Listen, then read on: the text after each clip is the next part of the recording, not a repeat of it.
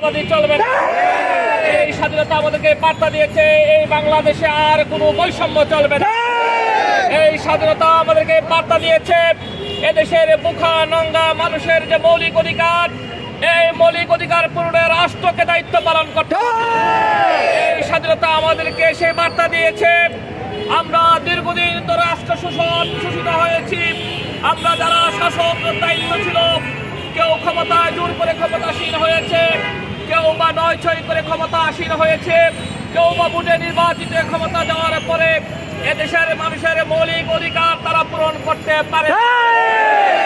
54টি বছর আমরা বঞ্চিত হয়েছি, এদেশের মানুষ লাঞ্ছিত হয়েছে, নির্যাতিত হয়েছে, এদেশের মানুষের মৌলিক অধিকার কোনো পূরণ হয় না।